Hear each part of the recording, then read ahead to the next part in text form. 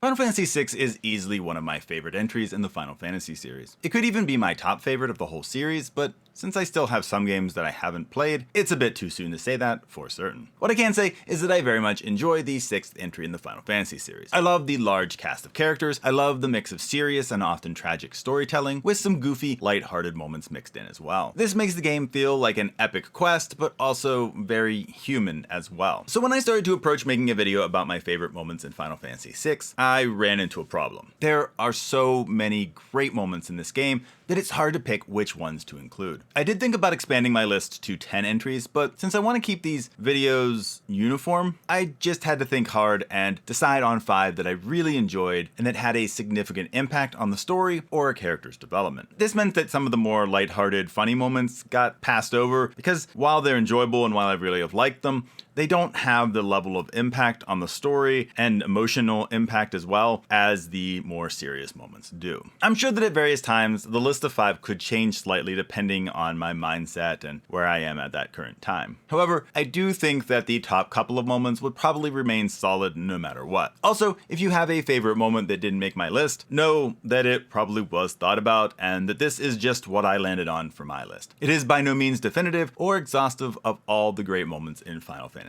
VI. As always, this list will also contain spoilers, so if you don't want to be spoiled, you may not want to watch this list. So with all this out of the way, let's jump into those story moments.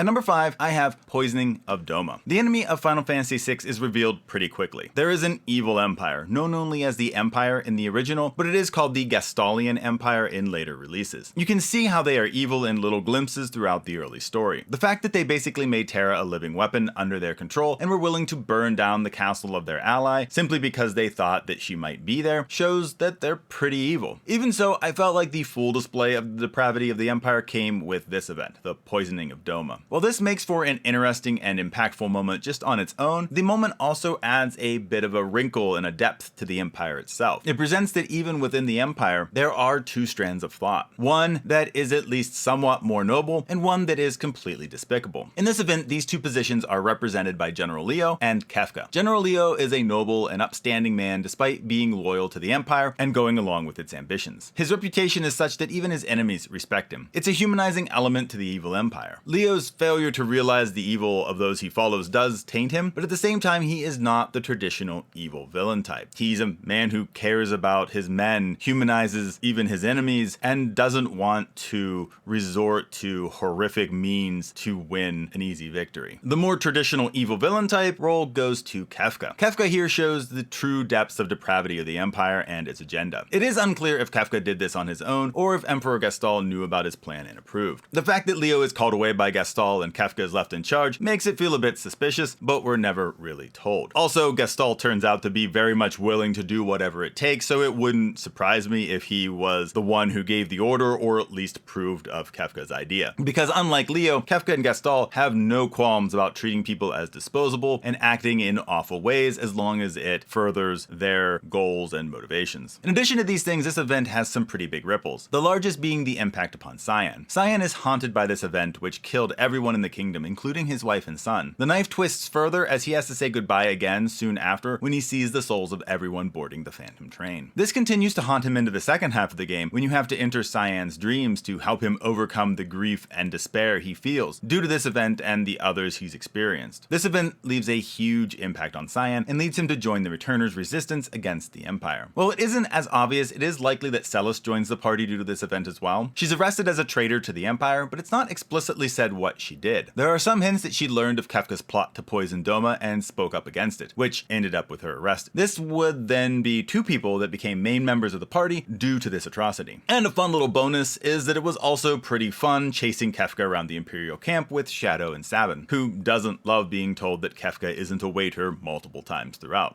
The 4th moment is Locke and Rachel. Locke is the second character you meet in the game. It is fairly obvious early on that he has a bit of a hero complex, especially when it comes to female characters. He's often trying to protect Terra or Celes from the dangers they face, even though they're often very capable of protecting themselves. There are many hints that this overprotective nature comes from somewhere, and eventually we learn what that cause is. In the past, Locke fell in love with a girl named Rachel. One day, he took her exploring for a treasure in a cave. While he was crossing a bridge, the bridge began to break, and in order to save Locke, Rachel pushed him out of the way and then fell herself. While Locke was able to retrieve her and bring her back to her house, the fall caused her to have amnesia. Rachel's father blamed Locke for the state of his daughter, and having no memory of Locke, Rachel said it would be better for Locke to leave because her parents just always got upset whenever he came around. Eventually, he listened to this advice, but when returning a year later, he learned that Rachel died in an attack by the Empire. Even worse, that she regained her memory before her death, and that her final words were Locke's name. This crushed Locke, and he believed that he should have been there to protect her. And this also led him to hate the Empire and want to see them brought down. With the help of a weird old man, Locke is able to put Rachel in kind of a preserved state, and Locke is hoping to find a legendary treasure that will allow Rachel to come back to life. Now, that's a lot of backstory, but it is somewhat necessary to completely understand or at least remember this moment. In the world of Ruin, Locke is able to finally track down the treasure he has sought for so long. Locke isn't with the party at the time, you have to go find him at the end of that dungeon. When you meet him, he reveals that he has found the Magicite Phoenix, the legendary treasure that he has been looking for. It is cracked and has seen better days, so Locke hopes it will still have the power to bring Rachel back to life. The party takes Locke to Rachel and he uses Phoenix on her. At first, it doesn't seem like it's going to work, but eventually she revives and is able to tell Locke thank you and that he made her very happy. She implores him to be free of the guilt he feels about her and to give his love to the one he cares about now, like he loved her. I've always been a bit of a sucker for romance storylines, and this one is no exception. It's such a bittersweet moment. Locke is finally successful at bringing his love back to life, only for the moment to be fleeting. However, that moment is enough for him to finally move on and gain closure. I'm also a pretty big fan of the Locke-Celes romance, so having Rachel basically give her blessing on that relationship is a nice little touch that I enjoyed. Not that the story did a lot with that relationship by the end of the game, but I've always enjoyed it anyhow. I just really enjoyed seeing this storyline get resolved. Rachel and what happened to her seemed to be so formative for Locke, and it was good to see it come to a conclusion, even if that conclusion may have been a bittersweet one.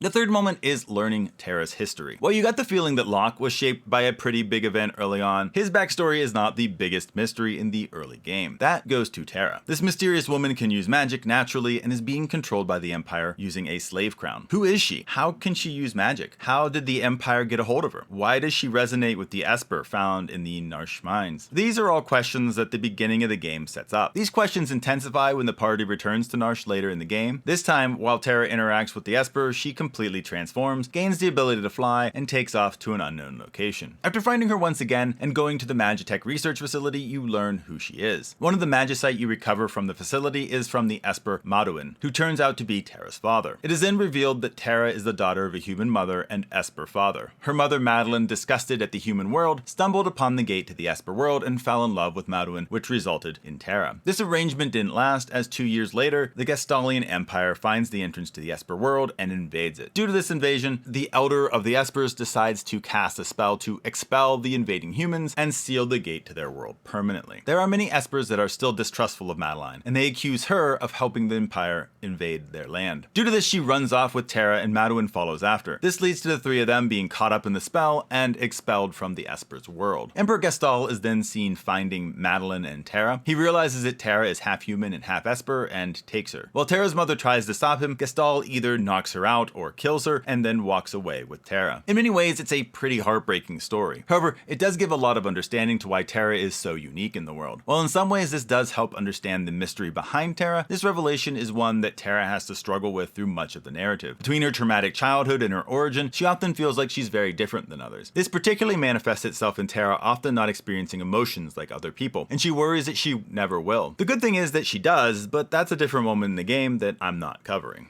At number 2, I have the betrayal at Thamasa. Terra's unique status as a half-human, half-Esper gives the returners an idea on how to combat the Empire. They want Terra to ask the Espers for help in the war against Gestal and his Empire. When Terra gets to the gate and calls the Espers, she is able to open the gate somehow, but no discussion takes place. Instead, a group of Espers pour out of the gate and wind up decimating the capital city of the Empire, Vector. This destruction caused by the Espers' attack causes Emperor Gestal to seek peace and surrender to the returners. Kefka has been jailed for his crimes, and the returners empires warily make peace. As part of this agreement, Gaston wants Terra to serve as a representative to the Espers that attacked Vector by finding them and letting them know his intentions. Terra agrees to this, and a group is sent to the area where the Espers are believed to have gone. The important people on this trip are Terra, Locke, Shadow, Celes, and General Leo. After a few events, Terra is able to find the Espers and talk to them. The Espers agree to talk peace and come to Thamasa to talk to General Leo. General Leo welcomes them and they agree to peace, and everything seems like it's going to end well. That is, until you hear a certain laugh come from the background.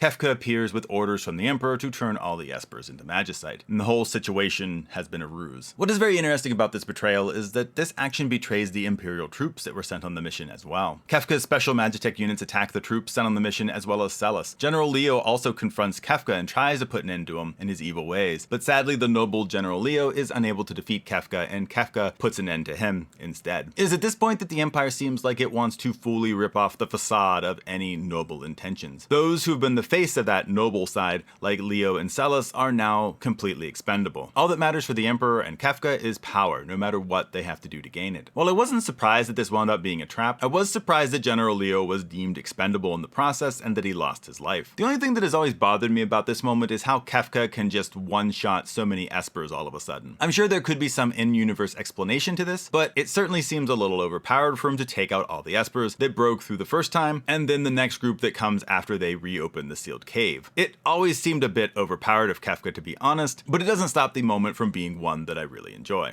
And the number one moment is the world is ruined. With the events at Thamasa, it could seem like the narrative is reaching the climax. The antagonists have made their big move, and now it is time for our heroes to swoop in and put an end to their evil ambitions. After the betrayal at Thamasa, Kefka and Emperor Gaston head to the sealed cave, which has been left wide open from the last group of Espers whenever they opened the cave to try to defeat Kefka. Here they find the warring triad, the gods of magic, and raised the floating continent. Your party knows that they need to keep fighting on. When they reach the Emperor and Kefka, things don't go how you might expect. Kefka winds up trying to take the power of the warring triad for himself after an attempt to get Celes to join them fails and winds up with Kefka getting stabbed in the process. The Emperor doesn't take too kindly to Kefka trying to take the power for himself and tries to put him down with powerful magic. This fails since Kefka is in the midst of the triad and the spells get absorbed. Kefka then uses the power of the triad to kill Gaston instead. Things then go full crazy because Kefka starts moving the statues and upsetting the balance of power between the three gods of the triad. While Celes and Shadow try to stop this, the damage has been done. Shadow agrees to buy the party time to escape, but that's about all that he can do. After you reach your airship, and potentially wait for Shadow if you have room in your party, you board your ship and watch as the world is brought to ruin. Unfortunately, even your airship gets caught in the destruction and your party is scattered. This was such a crazy moment when you first experienced it. To have the world get destroyed in such a way was not something that typically happened in games like this. The heroes usually stopped the villains before that came to pass, but not in Final Fantasy VI.